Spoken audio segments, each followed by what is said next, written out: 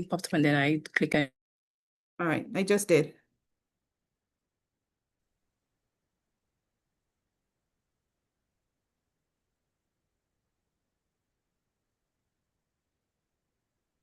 Got it.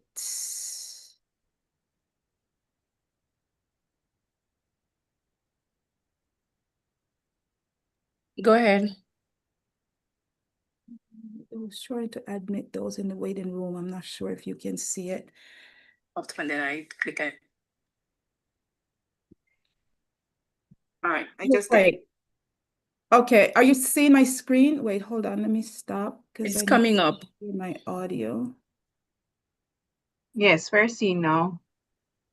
Wait, I need to share, so I forgot to share my audio.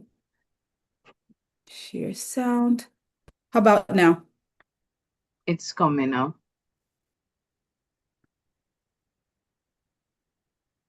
We're seeing it now. You can go ahead. All right.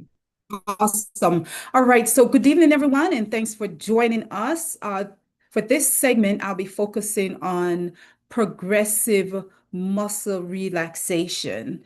And so this will prepare us not only for tonight's presentation, but I'm going to give you some strategies that you can use moving forward. So the idea behind progressive muscle relaxation, PMR, is that you can't be highly anxious and highly relaxed simultaneously. By purposely tensing and then relaxing your muscle groups, you improve your feelings of relaxation, reducing any anxiety. So this helps with feelings of anxiety and stress. The recommended use is for you to practice regularly to help manage feelings of anxiety and stress 1 to 2 times per day. So a 2020 study found that PMR, progressive muscle relaxation, helps to reduce anxiety in people with COVID-19, which suggests its use for coping with difficult situations. So what I'm going to ask you to do now is to find a quiet place, sit comfortably in your chair, and like we often do, is to ask that you remove yourself from any background noise or any distractions. If the news is going, if you're playing music or your television is on, then we're going to ask that you turn that off and just try to center yourself and be present. Be ready for tonight's presentation. So I'm going to ask that you listen. Begin by lying flat on your back or on a comfortable chair. Can you hear? Start by taking a deep breath. Yes, but it could be a little louder. All right. Air filling your lungs. Hold on. As you breathe in, Wait. feel your belly Hold rise. on. As you breathe out, All right. Is that take your better? belly button to your spine. Hold Audio your back better? or on a comfortable chair. Start by taking a deep breath Yes, it's fine. and noticing the feeling of air filling your lungs. As you breathe in, feel your belly rise. As you breathe out, take your belly button to your spine. Hold your breath for a few seconds. Release the breath slowly and imagine the feeling of tension leaving your body. Take in another deep breath and hold again. Slowly release the air. The first step is to curl your toes upwards towards the ceiling and lift your feet off the floor. You should feel some strain in your feet, your toes, and your calf. Tensing them for 5, 2, 3, 4, 5. Relax your feet, toes, and calves for 5, 2, 3, 4, 5. Now extend your legs outward, pointing your toes forward. Tense the feet, toes, calves, thighs, and buttocks, all for 5, really squeezing all the muscles together. 2, 3, 4, 5. Exhale and release all your legs for 5, 2, 3, 4, 5. Begin to tense your stomach and chest. You can do this by sucking your stomach in and trying to get your belly button to touch your spine. Clench your hands as well, making a ball. Constrict your biceps, and then also constrict your chest, your pec muscles as well at the same time for 5, 2, 3, 4, 5. And relax for 5, 2, 3, 4, 5. Next is the shoulders. So raise your shoulders to your ears and hold for 5, 2, 3, 4, 5. And release for 5, 2, 3, 4, 5. Lastly, we'll focus on your facial muscles. Scrunch your eyes or squint your eyes together. Scrunch your nose, and then the same thing with your jaw, increasing the muscle tension in your jaw for 5, 2, 3, 4, 5. And release for 5, 2, 3, 4, 5. Finally, take a deep breath in, exhale, and check in with yourself. Notice how you're feeling. All right, so I hope you guys enjoyed tonight's exercise. And if you feel like it, you can type in the chat, how are you feeling? Just spend some time noticing how you're feeling from head to toe, how you're feeling now versus when you first joined. You can type in the chat, and then I'll turn over to you, Toya.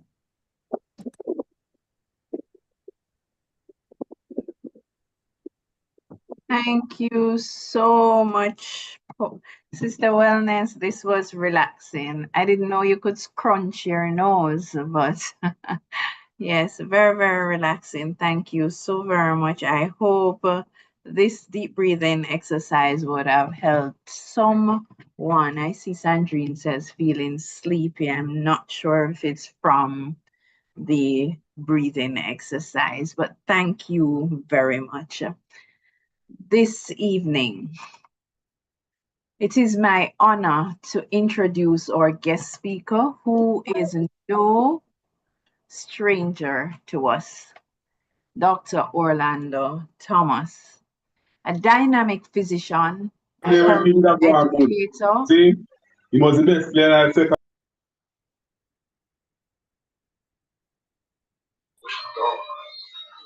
Finally, Pearson sees what's in their path.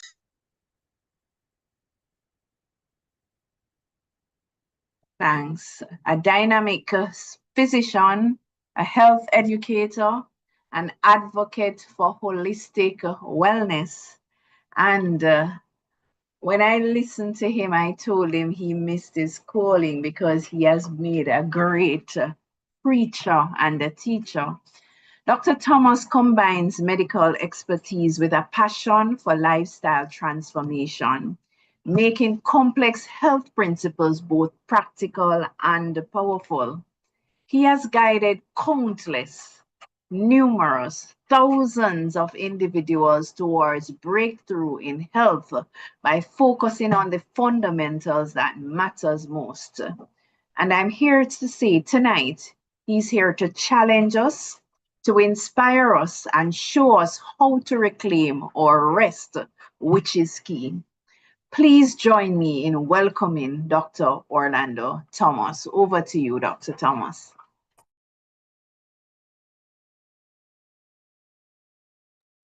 Hi, everyone. Good night. It is indeed a pleasure to be here again. Thank you very much, Latoya, for those kind words.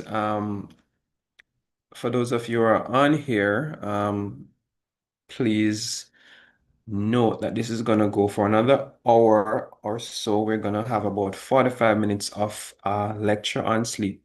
Then we'll have a few minutes field some questions. So keep your questions to the end. The topic tonight, as you would have heard, is sleep revolution. Let me get my screen up so you can see what we have prepared for you. Yes, you should be seeing my screen now. Now, as an Adventist, I have always been taught that there are about 8 pillars of health, things like nutrition and exercise and drinking water, sunlight, and sleep being included in that list of 8 foundations upon which our health is built. Through research, what I've discovered is that sleep is not just one of the 8 foundations, it's actually the pillar on which all those other foundations sit. Because without proper sleep, as you'll see tonight, you're not going to have the kind of health that you want, even if you eat well, exercise, and have all the other things in place. Sleep is going to be essential. And as we have observed all different species on Earth, we are found in every single species, including bacteria, that there is a phase of their existence during each 24-hour cycle when their body goes into a sense of quiescence that is akin to what we see in mammals as being sleep. So from that, we conclude that once you are alive, sleep is going to be essential. This slide is not rendering properly, but it really defines what sleep is. Sleep, as opposed to death, is a reversible state of reduced responsiveness and activity, as opposed to death and coma, for example. So sleep is highly reversible, and during sleep, a lot of your visible signs of life are really dumbed down.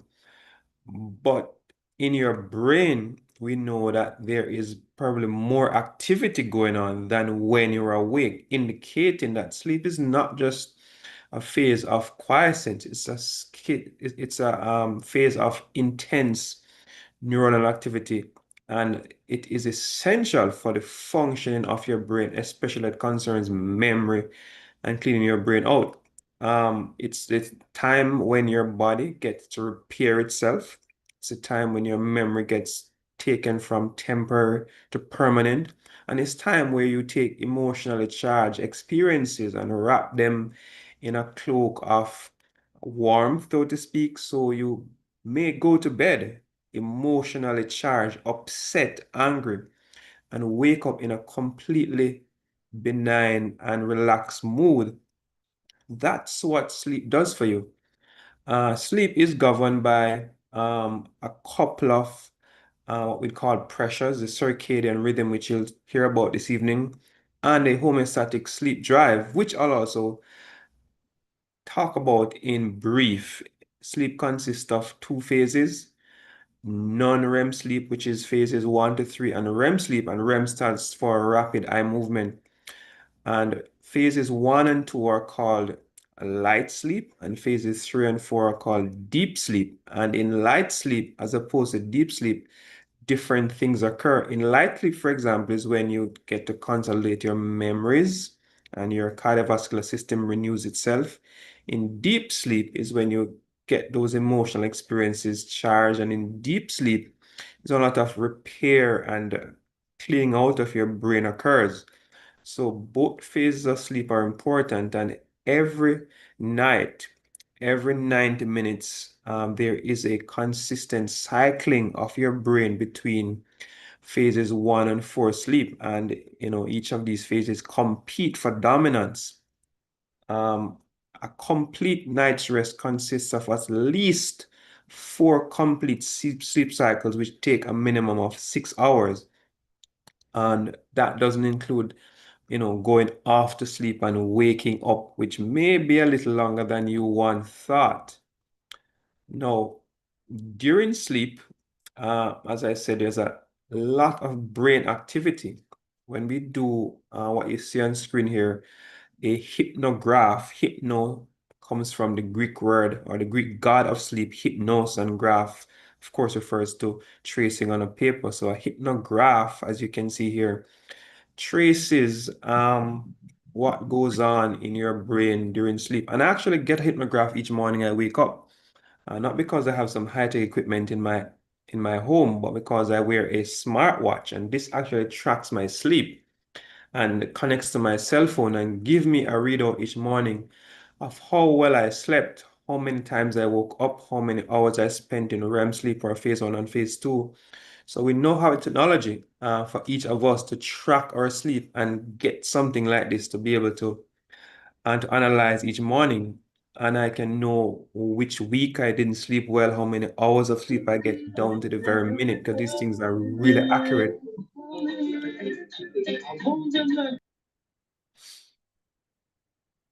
All right.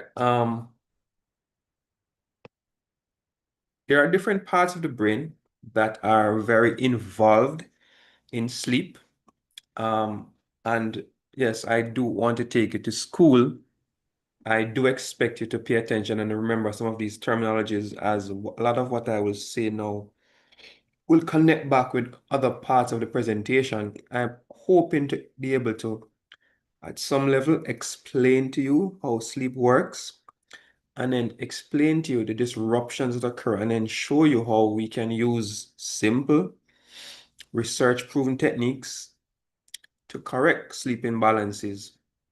So I'm educating you to be able to help yourself and help your family.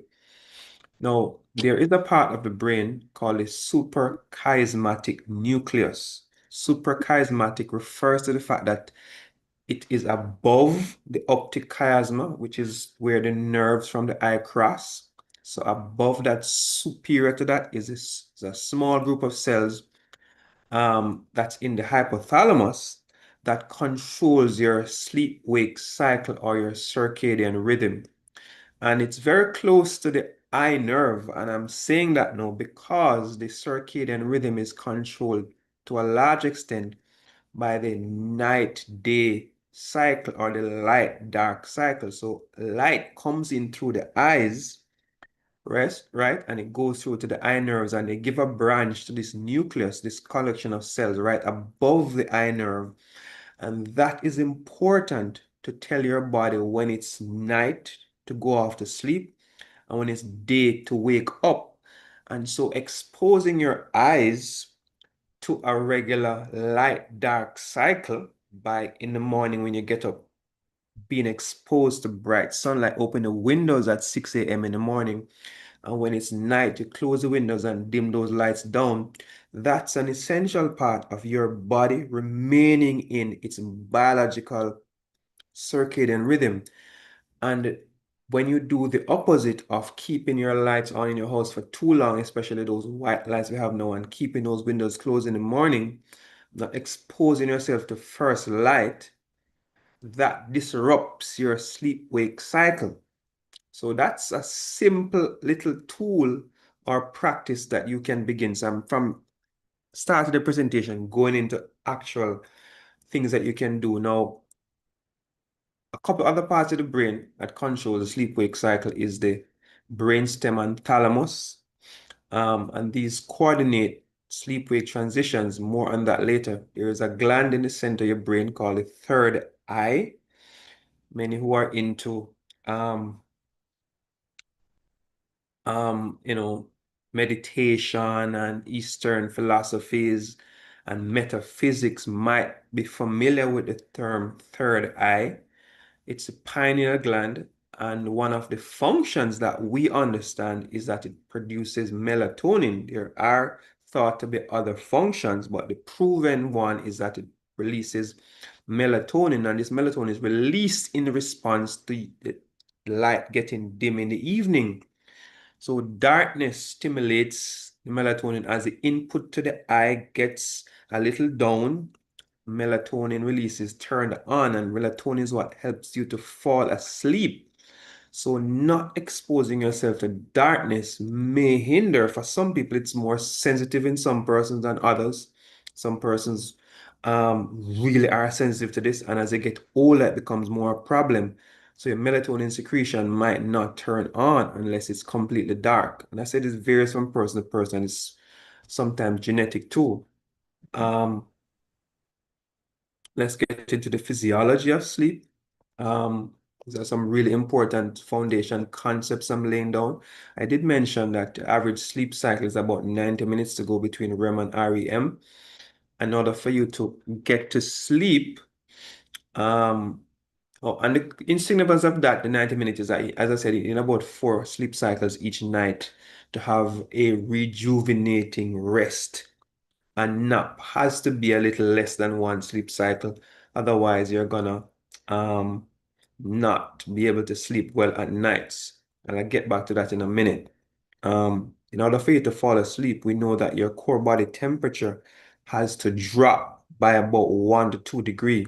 So in getting your sleep routine set, it has to include maybe turning on a fan, turning on the AC to about 17 degrees, getting a warm shower, not a cold shower. A cold shower will constrict blood vessels on your skin, and so blood stays in your core and keeps you warm. You don't want that. You want a warm shower, 15 minutes, opens the pores in your skin and gets blood rushing from your core to the surface until it takes heat away from your core, and so you can fall asleep. Cortisol, a hormone, which we'll talk about later, is involved in sleep, and when the levels drop, that helps you sleep.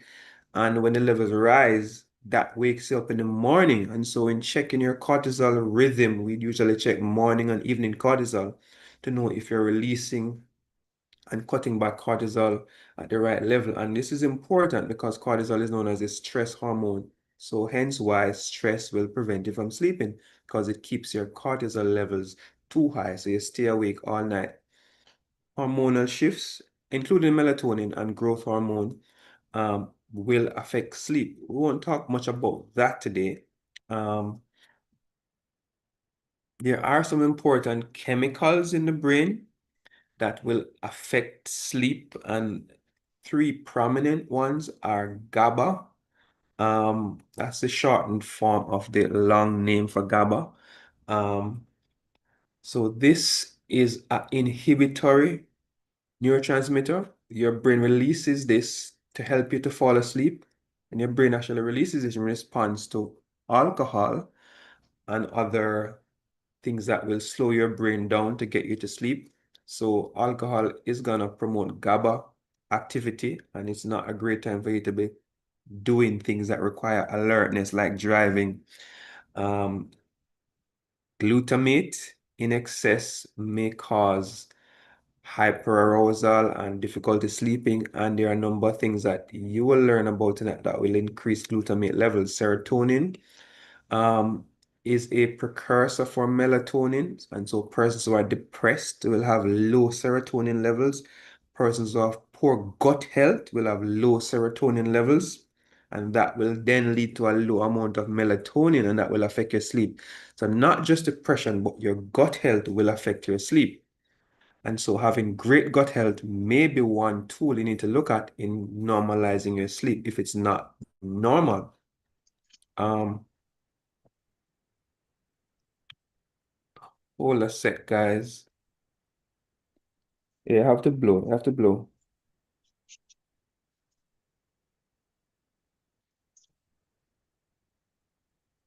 All right.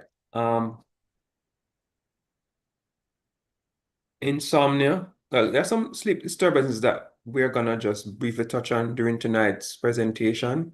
But suffice to say that we're gonna look at sleep as not just a brain issue, but a systemic issue that requires a very comprehensive approach using our functional medicine model. Now, we know there are a number of factors that will affect sleep. One of them is genetics. There are genes that regulate your circadian rhythm. Yes, hold a sec, guys. Hold a sec, guys. Let me just do something here quickly.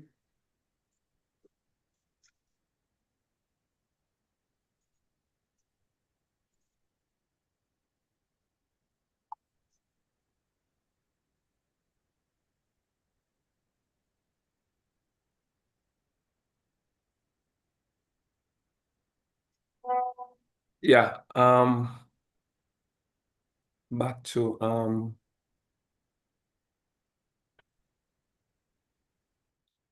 So there are genes that regulate your circadian rhythm that you inherit. So there are persons who might inherit disturbances of their sleep rhythm.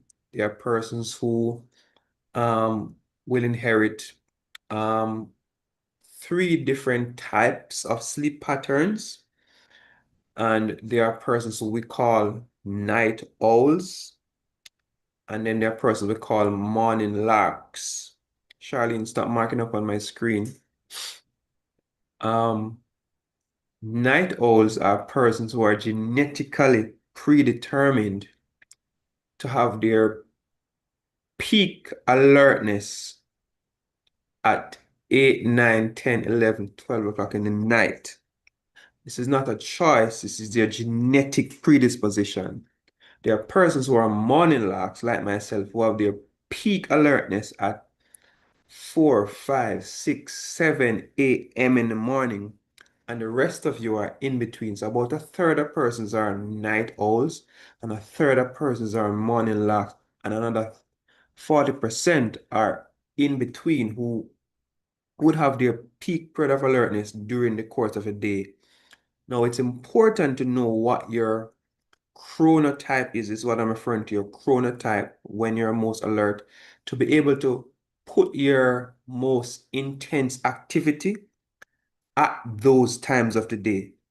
So if you're like me and you're a morning lark, getting up in the morning when cock crow before everybody else wake, 4 or 5 a.m. and having peak alertness, and you're gonna put your most intense activity. So I get a lot of my work done, a lot of my studying done, a lot of these presentations, the ideas come to me at those hours of the morning. So the productivity that I enjoy during the day is based on work that I do at 3, 4, 5 a.m. Genetics might affect your ability to produce and break down melatonin. And so there are times when genetic tests are going to be necessary to understand some person's sleep patterns, especially if you have been having sleeping difficulty, getting sleep aids that we'll talk about, taking sleeping pills, and nothing is working. This may be a time to look at going overseas, if you're not overseas, into the US, for example, to do genotype testing to sleep if you have abnormal genetics that will affect your sleep. Family history may predispose you to having difficulty sleeping or sleeping too much. So you can pick up sometimes not just genes, but poor habits from your parents, and you can form bad habits over time. And so you can try to wean yourself out of those habits. Now, I did mention before that elevated cortisol level will affect sleep. So cortisol is what drops in the night. The levels of cortisol drop so you can go to sleep. In the morning, it rises to wake you up and give you energy for the day. Cortisol is a hormone that is essential for life. It gives you a rush of sugar into your blood so you can have all the necessary resources, but it pulls energy from sources that are going to be essential, like your heart and your brain and your liver and kidney, if it's allowed to be high over long periods of time. So chronic stress not only will lead to insomnia because the cortisol level is high even in the night, but it will lead to destruction and damaging of your vital organs. All right. We did mention already GABA and glutamate and serotonin and how they affect sleep, and serotonin being a precursor to melatonin. We do know that blood sugar instability will cause problems with sleep. So persons who have insulin resistance, persons who have diabetes, and persons who eat late at nights. So if you eat late at night, you're gonna have blood sugar imbalances. You're gonna cause, especially if you're eating carbs at night, you're gonna cause a high output of insulin into your body. And then that's also it's gonna drop your blood sugar. It's gonna wake up in the night feeling hungry. You're gonna eat again. So if you find yourself going to the refrigerator in the middle of the night multiple times, this may be a sign that you're having blood sugar instability because your body sugar is dropping too low and your brain is waking you up to save your life. Your brain does it a lot. And we won't talk about sleep apnea today, but that's another instance in which you're literally dying and your body wakes you up to save your life. So your body is really well engineered to keep you alive. You really have to do some extreme damage to your body to die early. There are many lifestyle habits that we have that would disrupt our sleep via the mechanisms that I outlined before, whether it be genetics or by the biochemical mechanisms or affecting the physical structures in the brain that control sleep. One of those is the exposure to excessive amount of blue light. Now I know most of you don't have no blue light in your house, right? And so what am I talking about? Well, white light consists of a number of different wavelengths of light or colors of light. So when you see white light, it has blue, indigo, violet, green, all mixed together to give white light. Now, your cell phones and computers and other screens give a large amount of light in the blue section of the spectrum. That's what makes them so bright. So when you use screens, you're exposing yourself to an excessive amount of blue light, and that will disrupt your sleep, especially if you use close to bedtime, because blue light will suppress melatonin production. Now, the old-time bulbs we had, the incandescent bulbs that used to burn lots of energy and feel warm, those didn't give as much blue light as the LEDs that we now use. And so those lights are better for sleeping or in evening preparing you for sleep, as they're not as bright as the midday light, which is really a lot of blue light in the midday. But those cost more energy. So it probably isn't a bad idea that we got rid of them. But you need to be able to turn most of your lights down in your house and stop using screens at night, especially if you have problems sleeping. Irregular sleep schedule disrupt your circadian rhythm. It's beneficial for you to have a set sleep time, whether it be 8, 9, 10, 11, 12, depending on your chronotype. You set your activity and your sleep time. So there are persons who do well to study at 9, 10, 11, 12, 1. I studied at that time in the past, but it was not my most productive hour. I'm sleepy. I'm not going to learn much and remember much. And you find that if you're falling asleep, you're studying and reading the same thing 10 times, please, that's not your hour of peak alertness. Go to sleep and find the right time. You did mention late night eatings already. So I'm just going through, guys, some basic things that you need to understand about sleep. Sleep is affected, as I said, by hormones like your cortisol, your gut health, because gut is where your serotonin, the precursor for melatonin, is produced primarily, and nutrients that your body need. Some of these nutrients are going to definitely include magnesium, which is a key nutrient for relaxing blood vessels in your body, and it's also involved in the production of melatonin. Yeah. You want to be able to get tests done if you suspect you're having hormonal imbalances or nutrient deficiencies to see what you need to be supplementing with. But of course, that's going to be something done by your doctor. And to get sleep normalized, our goal and your goal should be to balance your circadian rhythm and to get your nervous system and the different chemicals in your brain in balance, rather than trying to force sleep on yourself using chemicals, because that has a long-term and even a medium-term negative consequence. There are some natural sleep aids which can be used short-term to help you to reestablish a normal sleep pattern, but they are not going to be long-term solutions either. So for my herbal remedy friends here, while we do recommend these things on the short term, they're just milder forms of sleeping pills. The valerian root, for example, will enhance GABA, the inhibitor neurotransmitter transmission throughout the brain, and will improve sleep. But you want to be able to produce and metabolize and use GABA normally. Passion flower also does the same thing, and by those two mechanisms, they reduce anxiety and improve sleep. Chamomile contains apigenin, which is a benzodiazepine receptor agonist. Benzodiazepines are what we call tranquilizers, like your Valium, your alprazolam. So there's a receptor in the brain that these things attached to, which is kind of where alcohol also works. So while chamomile is a natural sleep aid, it is activating a pathway mildly that you don't want to be activating too much with outside agents. So these natural sleep aids are a milder form of the drugs that are used. The drugs are tend to be more addictive and have more rebound insomnia associated with them, as opposed to these natural supplements.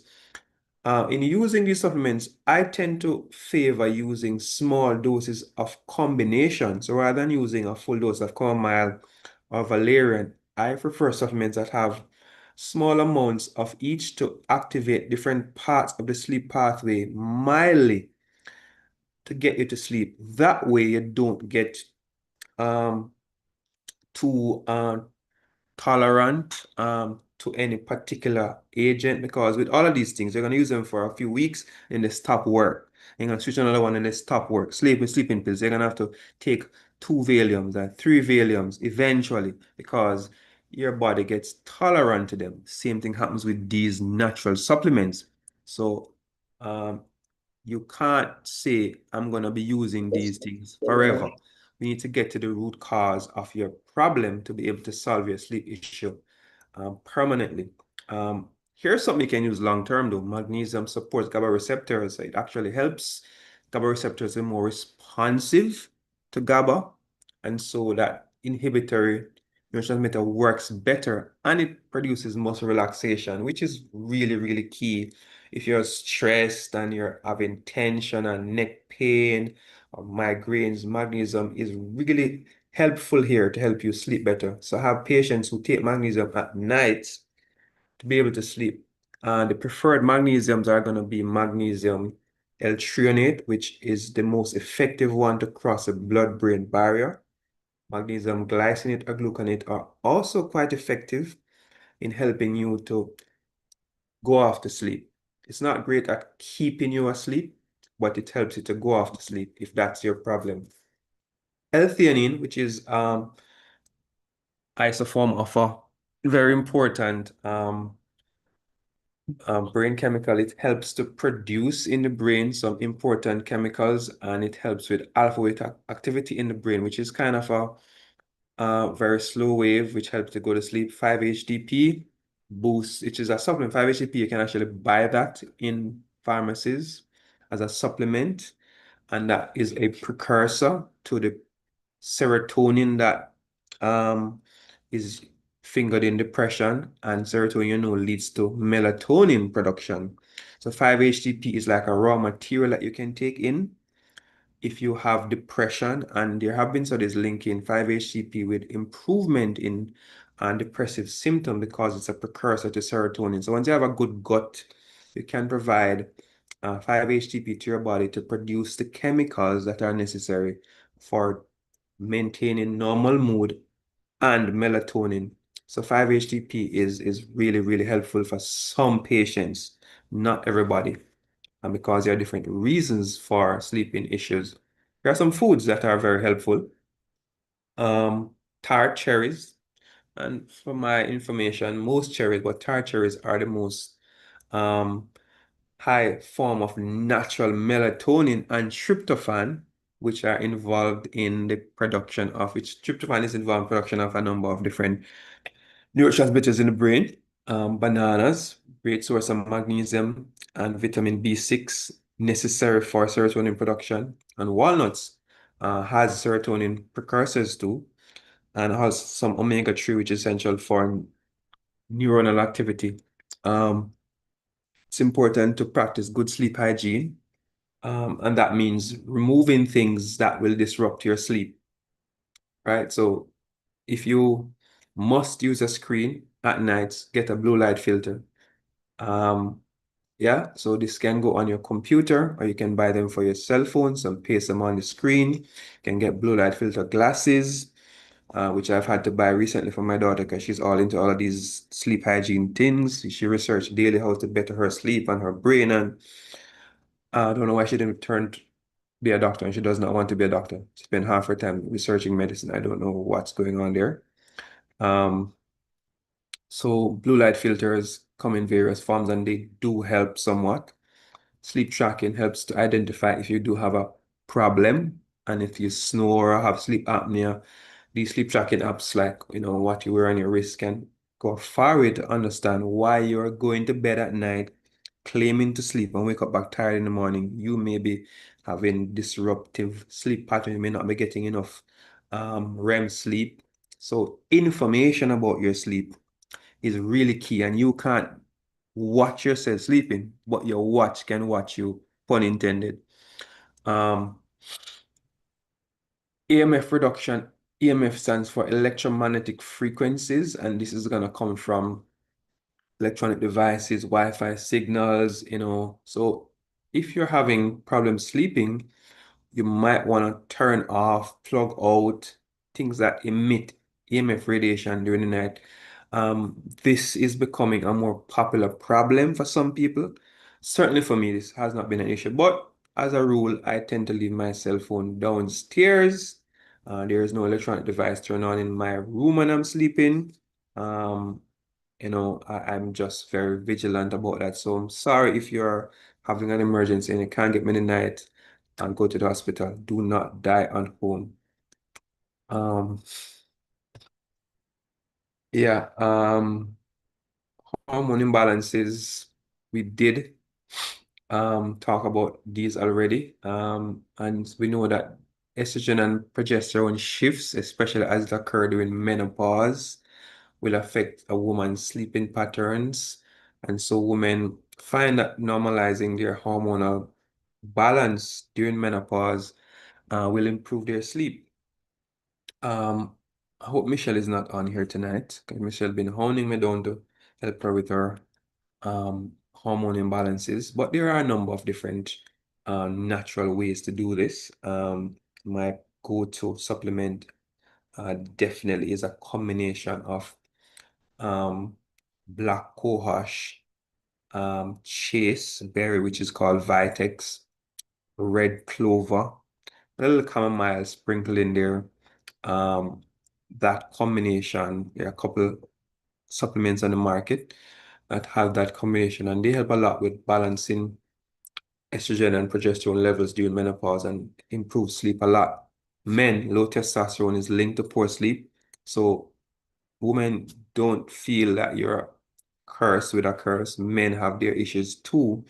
And low testosterone is what will take away a man's sex drive, make his brain slower, decreases muscle mass, increases tummy size, make him get boobs, and if not enough, disrupt his sleep. So men exercising using strength training workouts, I don't expect anything from you, Olivia. regular sleep, I just wanted you to know that. He got up to leave, but her voice stopped him. Wait. getting regular sleep, eating lots of zinc-containing foods like your pumpkin seeds will help to balance your testosterone levels.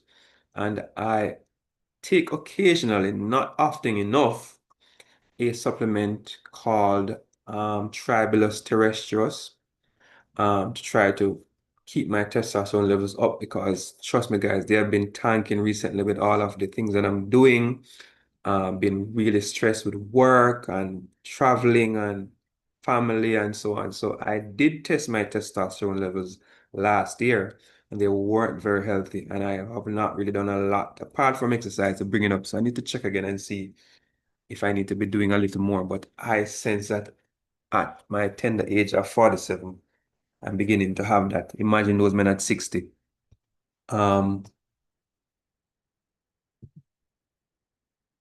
gut health and sleep. We did mention this before, so I don't need to be going over this a lot.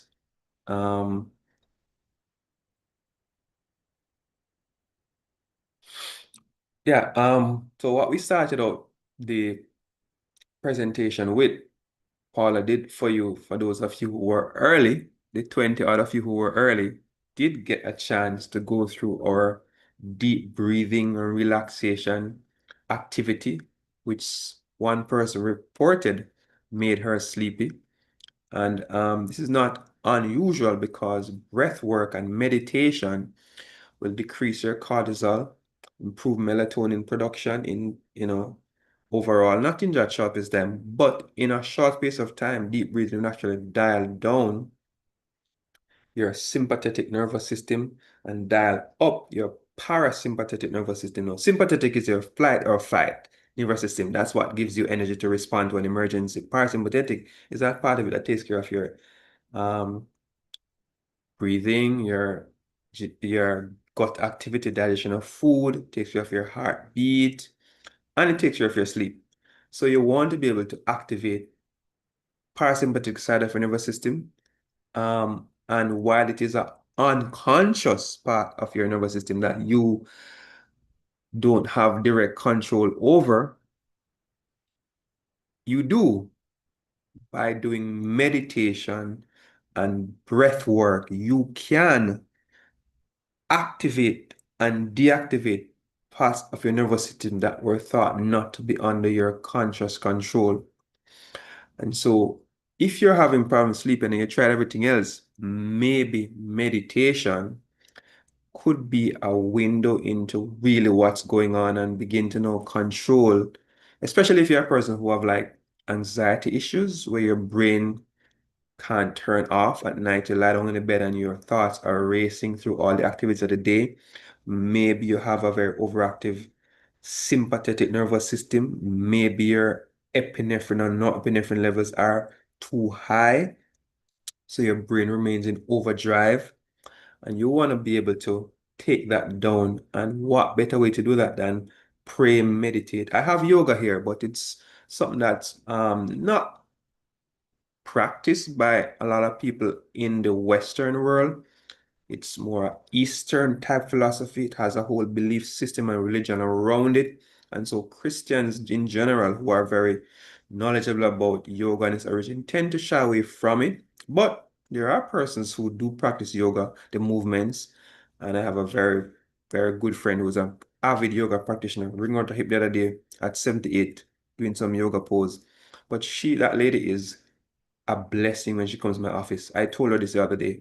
There are patients who I have when they come to my office and leave, I feel like I would have just run a marathon. I am exhausted. But when that lady comes, I feel like I go to therapy.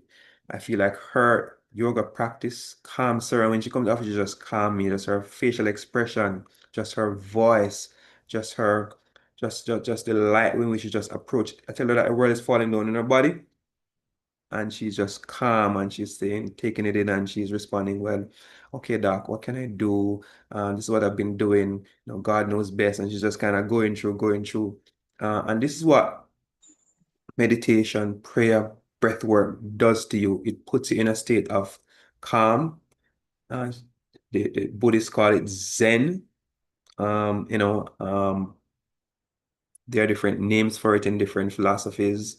But to get to that state of calmness requires regular routine practicing of relaxation and deep breathing. And I really believe that that's where most people would prefer to be, that state of calm where even big issues don't faze you. And in that state, everything in your body becomes perfectly balanced. In that state, your blood pressure and blood sugar and your sleep and your weight and everything just kind of start balancing out. You would not understand how much your mental state affects your physical body. So this is a practice that we encourage in our 90-day body reset. And you can look at the top there of the screen and see this talk and all the others are brought to you by the 90-day body reset project, 14-day flat belly challenge, Thomas Medical Center, 14-day flat belly challenge, Stone Wellness Pharmacy, and Fit Body Labs. All things that I've been so proud to be involved in. When I look at this, I'm saying, oh my God, I've been doing such a a lot of work over the past couple of years. And thank you all for supporting all of these ventures, all of these businesses that we have. So if you're here tonight and you want to be able to learn proper meditation and relaxation techniques, if you want to learn how to put in place all the activities we are promoting here and get access to this information regularly, please sign up for our 90-day body reset. And I think one of my admins are going to place that link in the chat just about now that you can use to sign up for 90-day body reset, so that you can not just be an observer of what we are talking about, but you can be a practitioner and have the great health that we are all enjoying. Yeah, so to reset your circadian rhythm, there's going to be a few things that you need to be doing. That's to reset your sleep-wake cycle, right? I did mention these things before. Sunlight exposure in the morning, we call that first light. Your eyes take in that light, it goes to the optic nerve, and that gives a branch to your suprachiasmatic nucleus right above the optic nerve. And that now activates your pineal gland to produce melatonin. It's really nice. The science behind this is beautiful. But that's what sunlight does for you. Sunlight helps you in the morning to sleep well at night, right? By resetting your circadian rhythm.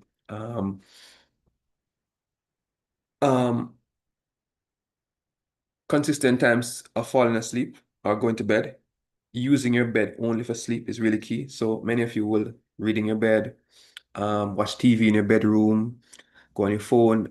Your body runs on rhythms and your body learns habits. So using your bed only for sleep and sex are really two key ways, two practices to make sure that you're getting good quality sleep and you fall asleep effortlessly.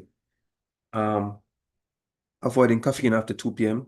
Caffeine has half of about 5 hours. So if you drink a cup of coffee at 2 p.m., at 7 p.m., half of the cup of coffee is still in your body, right? And at midnight, a quarter of the cup of coffee is still in your body.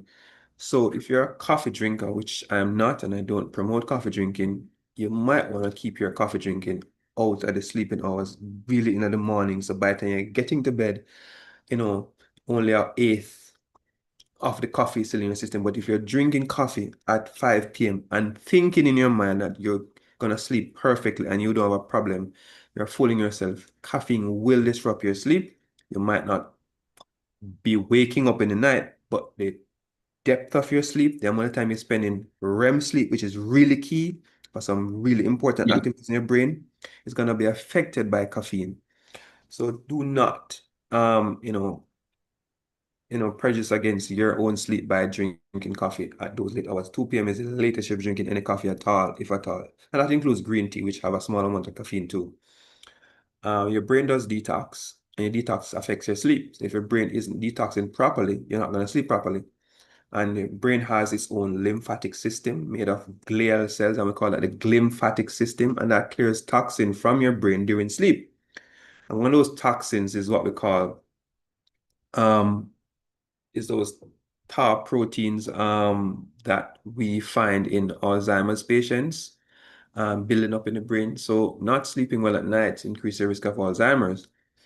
And poor detox, because you're not getting enough sleep, will affect your sleep. So you can make sure that you're getting enough sleep, but if you're not sleeping, you want to detox your brain to improve your sleep. There are a couple of supplements here that I recommend. Number one has to be hydration. So providing enough water for your brain to flush itself out and get rid of that through your cerebrospinal fluid, and that washes your brain. That's really key. But getting NAC, which is N-acetylcysteine, you can actually go on Amazon and buy that. Pure Essentials is one. Pure Encapsulation is one very good brand of NAC.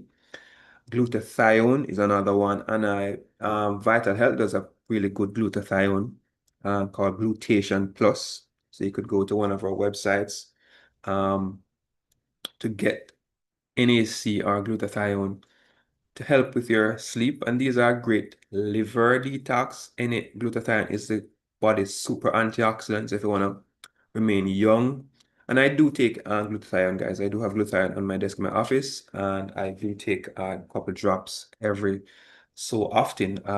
I think my bottle is about 3/4 finished now. So all of you who want to stay looking young, that's one of my secrets. Of course. So for those of you who are interested, the supplements I take daily but I take vitamin D. 50,000 is once a week. Some of you might want to take it once a day. I take magnesium quite regularly. So I take 400 milligrams of magnesium ultra once a day. I take those consistently. Right now, I'm also taking my glutathione. I'm also taking Tribulus terrestris, maybe like as for the men now, but if a woman wants some more aggression and so on, I do take glutathione. Tribulus terrestris, like at least once a day. If I do remember, I take it 3 times a day. And since about a week and a half ago, I've started taking creatine. While not related to this presentation, creatine, the research on it of late has been really, really impressive. So I take 80 milligrams a day from my Vital Health store. I think that's from Live Good store. So it's at my Live Good shop. So it's shoplivegood.com/othomas. So you could actually go there and get your creatine. Now I take creatine for 2 reasons. One is that I do a lot of workout in the gym, which takes a lot of energy, and creatine is a fuel for my muscle. So creatine is able to make you work out more and get less exhausted. But more importantly, creatine in the last 3-4 years has been so impressive in its brain boosting capabilities. People are reporting 15, 20, 30% boost in memory and recall and speed of how their brain function. They are actually testing people in labs and found that creatine is perfectly healthy and it's super good for your brain. It gives you literally more brain power and helps to sleep more soundly at night. So I've been recommending creatine more and more, and I've started taking it myself. So if you're one of those people who follow me and like to take what I take, you might want to follow me down this creatine road. I'm really convinced that it's really an impressive supplement to take. But for the brain, you need about 8 to 10 grams a day. 5 grams is just for the muscle. Stress, I don't need to tell you that stress affects your sleep, and it affects your sleep because it causes cortisol elevation. Things like ashwagandha, which is kind of a sexy herb nowadays. Ashwagandha has been around from a long time in India and so on. So ashwagandha does help with sleep. It's an adaptogen. I don't take ashwagandha because I really don't have a sleeping problem. Rhodiola does help to modulate your HPA axis, that's your hypothalamic pituitary axis, and help to regulate cortisol production. And I do use rhodiola occasionally. You may have seen me with sleep patch, not sleep patch, with a little patch on my arm to give me energy. I've not used that for a while, maybe like once every 2 weeks, but it does contain rhodiola. Doing different things to relax you will improve your sleep quality. Things like practicing journaling, listening to music, using your essential oils, and things I mentioned before, the herbs. Chamomile not only comes in a herb form, but it comes in an essential oil that you can put on your pillow. You can put on your, drop in your scented candle as it burns and you inhale. You can put it in your humidifier to disperse chamomile essential oil in your bedroom, and that can help you to sleep. I'm winding up now, guys, winding up now. So just want to say to you all, sleep is really a foundational principle on which a lot of the health habits that you practice are based, and you will not get the best out of your exercise and diet if you're not sleeping well. And we want to approach sleep by looking at, for each person, I did give a lot of information tonight, but I hope there's something in there that related to what you're going through with sleep, and you could find a 1 or 2 habit to improve your sleep. you're now equipped to transform your sleep for yourself and the sleep of others. So go forth and represent and be an ambassador of great sleep. And as usual, thank you and please to continue to support our movement. Are there any questions? Hi, thank you so much, Dr. T. Before we go into the questions, we want to invite Paula, who has someone for a testimonial. But Dr. T, this was powerful.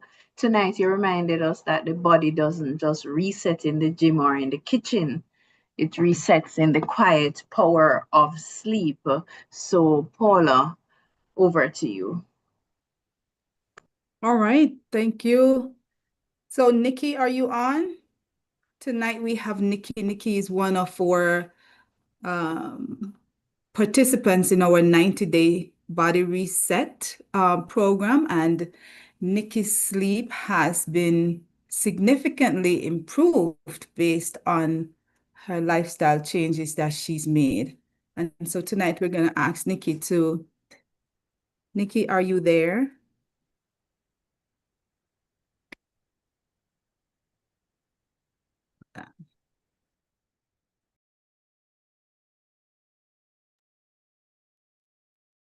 If I'm not seeing a Nikki in the online, Paula, so in the interest of So apparently she's not on, so we can field the questions now. Let me reach out to her and see what happened.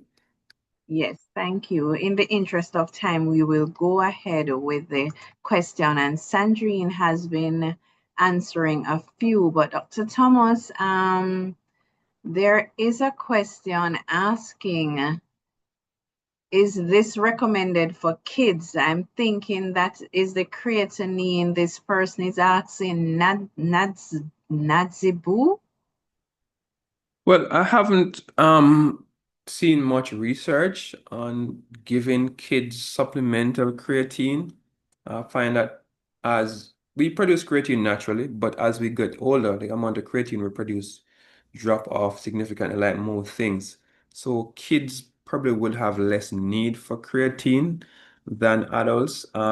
It should be something that would be discussed with your doctor. I have not seen a recommendation yet for creatine in kids, but I could research it and get back to you a little more. So there's a number on the screen. You could just send a WhatsApp message to that number. You'll get an automated response. Fill the questionnaire out and just say, Doc, I'm asking a question about creatine. I'll respond to you in a timely manner. So for anybody who want to join our 90-day body reset, just send a WhatsApp message to that number. You'll get a response and you just answer the questionnaire and tell us what you want, and somebody reach out to you in a day or two. All right. Thank you. There is one, doctor, what about lavender oil? Does it aid in sleep? Yeah, lavender, like chamomile, like valerian, like passion flower, all seem to enhance how GABA works in the brain, and they relax you, they reduce cortisol if used long term. Lavender is not very powerful by itself, and so combining it with something like valerian or passion flower is great. I did not mention tonight a very popular sleep aid that we use here in Jamaica, and of course it's soursop leaf. The anecdotal data on soursop leaf for sleep is really powerful. I really, there's not many old Jamaicans who you can meet who will not tell you that they have used soursop leaf to great effect, help with their sleep. So soursop leaf tea is something that I really sorry I didn't mention earlier. But yes, so you could even combine the lavender with your soursop leaf tea, you know? But yeah, lavender oil is one of them. Okay, thanks. Can we take magnesium glycinate and magnesium L-theanine together? Yes, certainly. You could actually start out. So we do have many combinations of magnesium. So there are magnesium complexes that include. Can somebody mute that person, please? Who is it? Not sure. All right. So magnesium comes in single form, so you may get a supplement with magnesium glycinate only or threonate only, or you may get combinations with 4 or 5 or 6 different magnesiums in the one pill. But some persons opt to take separate pills. What you need to watch is your dosage. So magnesium should be dosed at about 400 milligrams per day. So if one you're taking already is 400, you take another 400, that's 800, that's quite a bit. You can do that safely for a couple of weeks to actually load, but you probably should not be taking more than 400 milligrams per day long term. Okay, thank you. During the kidney cleanse week, can we take protein powder and creatinine? Yes, certainly. You can take protein powder in your smoothies. Kidney cleanse week, I think we would have eliminated the animal products because I want to give the kidney a break. But plant-based protein powder is okay. It's not that you don't need protein or shouldn't take protein in your kidney cleanse. It want to basically give you a break from those hard to digest plant animal proteins. So protein powder is perfectly fine, and the creatine is fine. Okay, thank you. Just before we go to YouTube, we see Sashana Wright Grant, your hand is up. You can go ahead. All right, good night, Doc. So I'm having an issue as it relates to sleep, based on my work schedule and school. So I realize that very often, like probably 4 times per week, I'm affected by sleep apnea.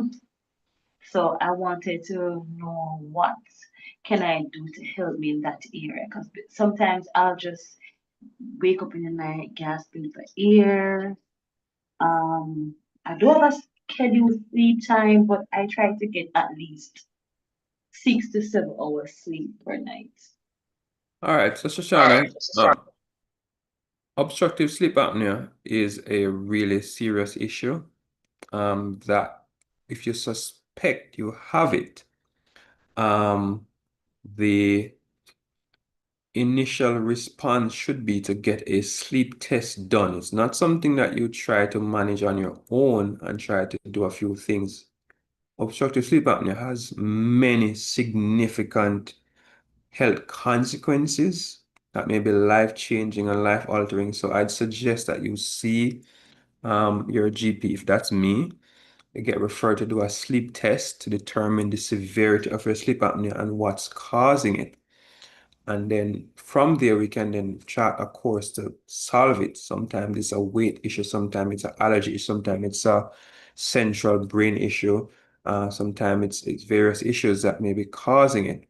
For persons who have to use a sleep machine, but sleep apnea is no joke, and you shouldn't just say, I have sleep apnea, so I'm going to try to take this herb or that herb. We need to get it checked. So make some time to see your doctor to ask them to do a sleep test. And there are probably about 3 or 4 doctors in Kingston now that have sleep labs that do a sleep test where they put you to sleep. They monitor you, the amount of times your oxygen may drop in a given period of time, and their heart rate and so on. And there are significant challenges that may attend to person with sleep apnea, so you don't want to ignore it. I just want to welcome Inspector Duncan to the floor as I see him joining. He did not escape me into the room, sir. So you're welcome. For the first time, I've never seen Kira before. But you have come at the end. We are wrapping up now. So next time, please join earlier. Next person, Lata, you have another question? Does it matter if you sleep during the day or night? If you're getting adequate sleep, but during the day is this bad? All right. So we have studied this intensely. And we know for a fact that daytime sleep is not as rejuvenating and as beneficial as nighttime sleep. That's one. We know that persons who work at nights, like our dear inspector who just joined, and who hope to get sleep in the day, their lifespans are 1/3 that of the general population. Not 1/3, it's 1/3 shorter. So if they're going to live to 90, their average lifespan is about 60 for different reasons. So missing your nighttime sleep is one of the most significant negatives that you could do throughout your life. Daytime sleep is not equivalent to nighttime sleep. There are a whole host of mechanisms by which you could use to explain this. But unfortunately, some persons do jobs that require them to be up at nights. And I can say the data is very solid. You're going to be cutting off 1/3 of your average lifespan by engaging in that kind of job. And this includes police and nurses and doctors and lots of people, security guards. You're just not going to live as long as persons who get them sleep at night. That's the reality. But you can compensate for that by doing the other things right. You can compensate for that to an extent by exercising, eating well, keeping your weight down, the blood pressure and blood sugar under control. So there are things that you can do to try to compensate. So you probably still live to 60 and 70 and maybe 80. But the data across different populations has proven that if you're a shift worker, you are going to lose up to 1/3 of your lifespan. Oh, thank you for that. Good night, Doc. I put the Tribulus powder in my smoothie almost every day. Will it affect my testosterone levels as a female? And also, is it safe to take multivitamin at once? For example, iron, ashwagandha, probiotics, etc. Yeah, Tribulus in a woman's smoothie, it will raise your testosterone, but women need testosterone too. Tribulus is not going to raise testosterone to the level where you're going to get beard and start seeing masculinization features appearing. It would help to boost your brain power, your muscle strength, your aggression, and so on, which might be good things for you. So women do need to have healthy testosterone levels, not as high as men. It probably, if you're into sports, might give you a slight advantage, but I think it might be on the substance list for IAAF. I don't think you can actually take that as athlete. So you probably should be able to take it safely if you're not an athlete that will be tested. In terms of your supplements and different things that you take together, yes, you can take them together. The reality is that most foods that you consume, it consumes a piece of chicken, it's going to contain iron and vitamins and minerals all in one food. So there's really very little harm in taking supplements together in most instances. I generally recommend that if you're doing some kind of detox, you don't take them at the same time with your supplements, especially if you're taking like charcoal-based detox. That's gonna kind of nullify the impact of you taking supplements. So you want to take them separately, but what you mentioned there can be taken together safely for the most part. Okay, thanks. Just a few more questions. What about persons who suffer from anxiety disorder and panic attacks, which affects sleep? All right. There are a few things that you need to be doing. I did mention that there is research showing that persons with anxiety have a difficulty quieting their brain down. And that may be due to increased amount of not just cortisol, but norepinephrine in the brain, because you're unable to break it down. You may be generally born with a abnormal genetic predisposition. The COMT SNPs, we call it. We can actually test for this in the US now, and people in Jamaica will be able to test for these things. So if you have COMT SNPs, you're predisposed to depression because you can't break down norepinephrine in your brain fast enough. So it remains high, so your mind keeps racing, you're prone to anxiety. And so things that would not trigger off anxiety in a normal person might trigger it off in you. there are a couple supplements that are going to be helpful here to help you to be able to methylate norepinephrine and break it down faster. So you certainly want to be supplementing with your B vitamins, especially methyl B12. You want to be getting adequate amount of folate from your green vegetables. And there's a supplement, I need to just check for the brand to tell you that brand quick. Let me see if I can find that brand. I'll put it in the chat in a minute. It's a supplement brand that I wanted to recommend for persons with anxiety who are also having sleeping disorders. Take another question while I just find that brand for you. I think I put it in my cart the other day for a patient. Okay, one from YouTube here. Missed some of the presentation. Not sure if it was mentioned, but what is the advice for perimenopausal women having sleep problems? Yes, it was mentioned that there are a number of supplements that can actually improve hormone balancing, i.e. estrogen and progesterone levels, which tends to tank during menopause. If you Um, got this thing, it tells you which one it is. so the supplement of choice for me is one which contains black cohosh, red clover, and Vitex. And there's one from a company called Gaia, Gaia. It's called Menopause Support. That's a very good supplement that often doesn't fail me. For the person with anxiety, there is a supplement that I want to mention for you. You need to probably I'll put it in the chat in a minute. It's called SAME, and the E is a small e and the other letters are capitalized. It's S-adenosyl L-methionine. Now, this is able to provide a methyl group to degrade norepinephrine that's probably high in your brain.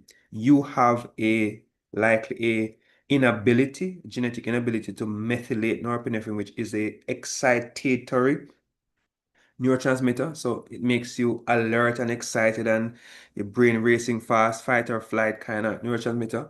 And when you have anxiety, lots of research is now showing that you have inability to break this down fast, to calm your brain down and quiet the noise down.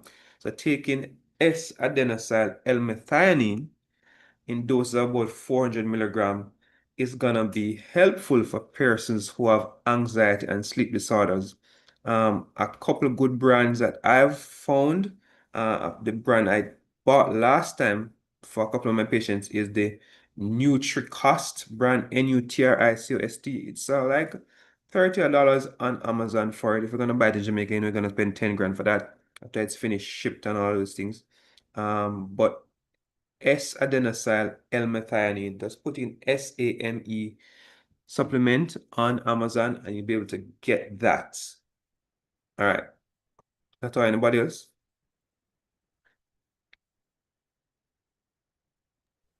Yes, Paula. All right, there is a doctor. I have a sleeping disorder, but can I take creatinine with my current health issue? Creatinine, or it's not creatinine, it's creatine. Creatinine is different. Creatinine is something that's a waste product that's produced in your urine, which check the kidney function. Creatine is a nutrient used by your muscle to produce ATP, which gives your muscle energy to be able to work out harder and gives your brain more power to do a lot more. You're basically supercharging your brain. Creatine can be taken if you have an anxiety issue or a sleeping issue. Yes. Creatine is best used in the daytime or just before you go to work out. But we do recommend that you give it a few days, maybe a couple of weeks to see the benefits, as you need to saturate your body with it, get it up to a steady state before you start seeing the benefits. They won't see the great benefits the first day you use it. Just be patient. It will come and it will be impressive.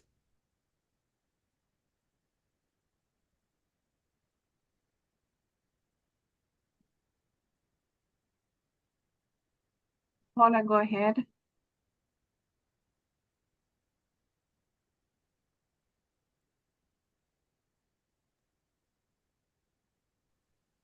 All right, are we done with the questions? So I don't know where Nikki is, so we won't be having a testimonial tonight, Doc, but while Latoya is reading the questions, I'm going to paste a link in the chat. Wait, hold on. So I'm going to waiting room. All right. Posting a link in the chat. This is an extended PMR. It's a progressive muscle relaxation to help release tension and relieve anxiety or insomnia. This is about 10 minutes long. And so for individuals who are struggling to fall asleep at night, and someone here is saying that they do go to sleep, but they wake up every hour or so, this is a breathing activity that you can do. You can listen to this progressive muscle relaxation. So before we close the chat tonight, I suggest that you copy the link so that you can have it to use over and over. All right, so somebody asked a question in the chat that I want to address. I'm actually typing the answer, but I want to just speak to it quickly. So somebody asked, they're having muscle wasting. Can they use creatine? Absolutely, but I want to make something clear. Taking creatine, taking protein powders does not by themselves grow muscle. You have to exercise. You have to do resistance training. You have to do weightlifting, whether it be your body weight or going to a gym. So creatine enables you to work out harder. So creatine doesn't do anything in your muscle by itself. It's like it doesn't matter if you put 90 octane gas in the car or 93 octane or 95 octane. Unless you drive that car, the gasoline in the car is not going to do anything. You have to drive the car to get the benefit of the gas. So you have to exercise the body to get the benefit of the creatine. So creatine makes you be able to have more energy, work out better so your muscles can grow faster. So drinking protein powder is only going to grow your muscle if you're working out. So let me get that clear. So don't just go buy these things, sit on your couch, and then you blame the supplement and say not good. No. Go and work out, Sandrine, go and work out, Latoya, go and work out, Paula, and you'll see the benefits.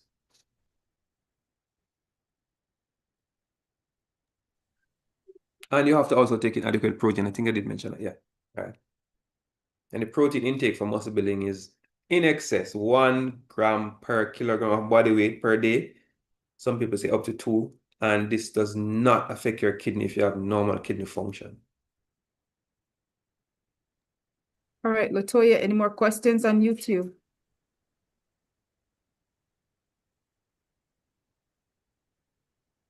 No, not on YouTube. Sandrine, go ahead.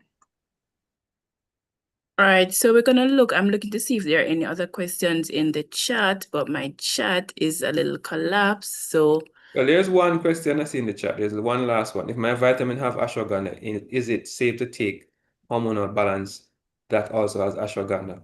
So, great question. The answer is simple.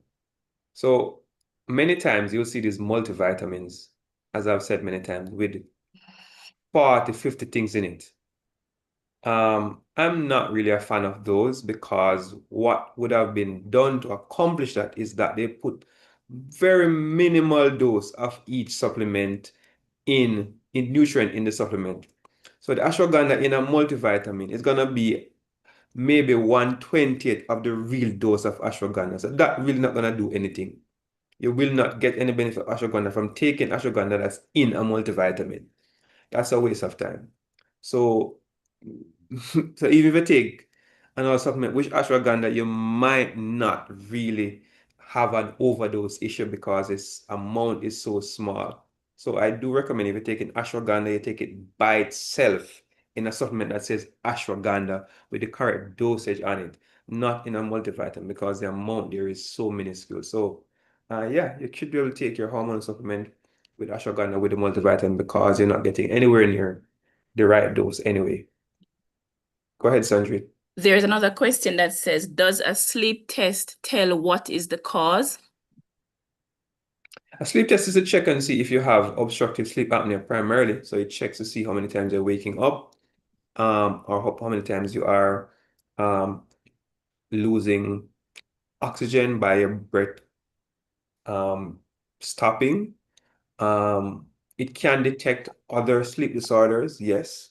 So while it's primarily nowadays for sleep apnea detection, it can determine what's going on. It doesn't always tell you the cause of the sleep apnea, but based on the patterns we see and what is observed, the doctor or the specialist can infer that it is a blockage to your airway or just central sleep apnea or so on or so forth. So we can come closer to the truth by doing tests. I do advocate for testing to know what's wrong rather than jumping to conclusions and treating prematurely, even with supplements when you don't know what's going on.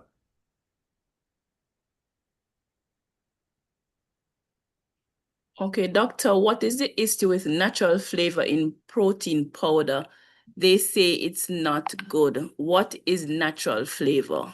That's a great question. What is natural flavor? So natural flavor. So these companies are allowed to get away with a lot of things. They put these things on the labels and claim they are natural. So natural flavor can mean a whole host of things. So they should, if they see them cannot put exactly what it is, it means they are hiding something. That's a general rule. So the company should be able to put in and say this is vanilla flavor, or this is almond flavor, or this is whatever. If they put in these generic terms like natural flavor, you should be very suspicious that there's something unnatural about it. So I cannot speak to what natural flavor is specifically for the supplement that you have because it means a whole heap of different things, and most of them, if not all, is not really natural. So be very wary of that terminology. You should And look Princess for is also exactly- asking that she doesn't like the gym. What kind of resistance training can she do at home?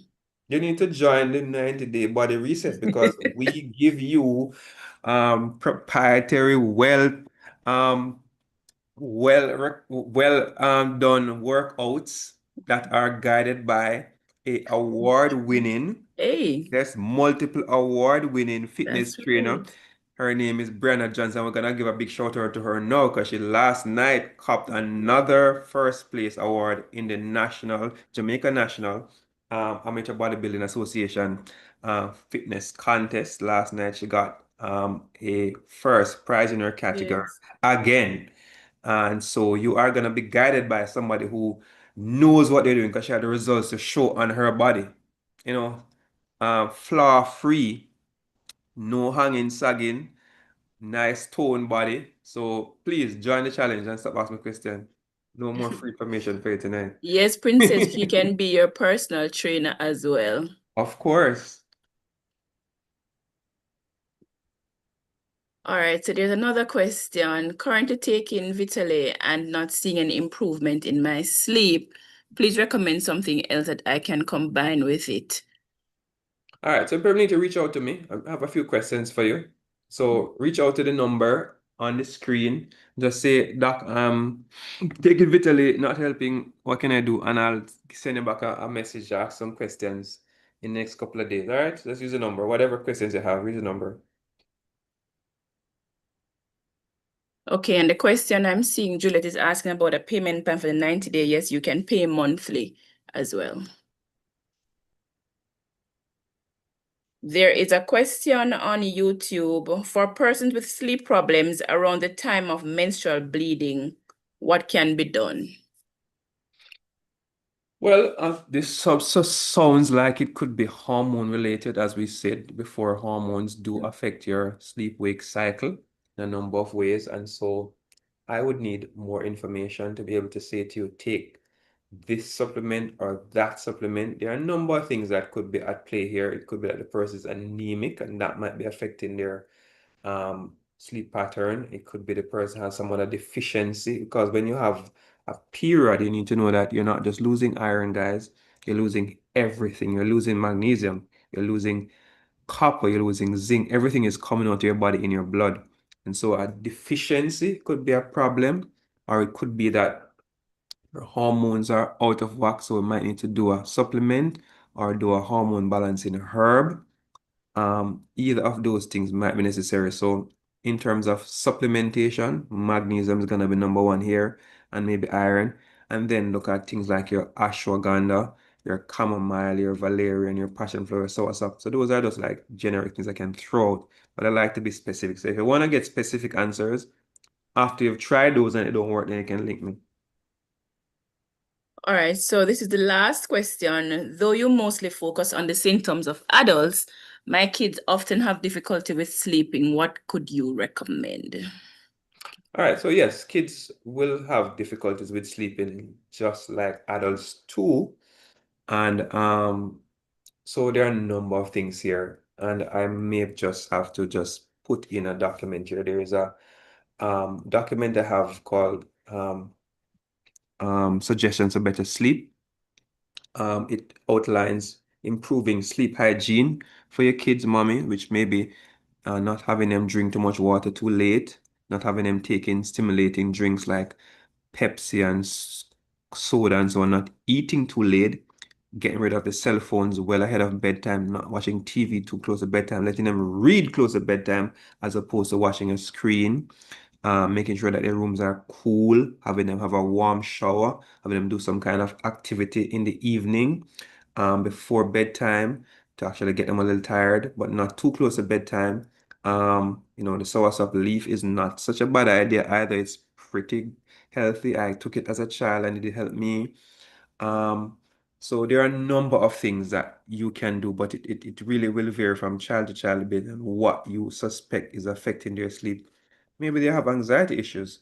That could be causing it. Maybe they are stressed from school. So maybe you need to look at that too. I'm gonna try quickly, Sandrine, to find that document in my computer. Let me see if I can find it. Okay, Should I'm not be- seeing any more questions at this time. I'm not sure if anyone else on the live would like to ask a question. But that really looks like it for us for this evening. Before Doc sends the information in the group, let me just say thank you to everyone for joining and for participating. Another awesome evening. So you do take care and do enjoy the rest of your evening. And have a productive week. So the person who is waiting on the document, just hang around. I'm just gonna post it in the chat for you.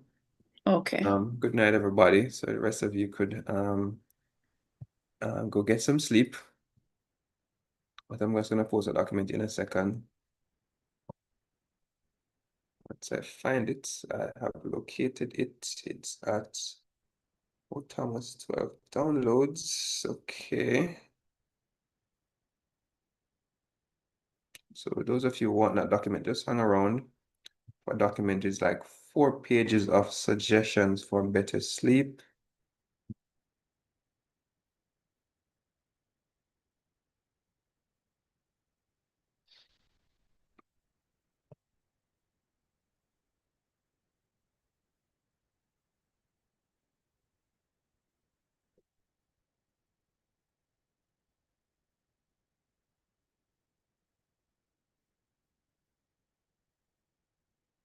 Okay, the document is now uploaded. You can go ahead and download it from the chat.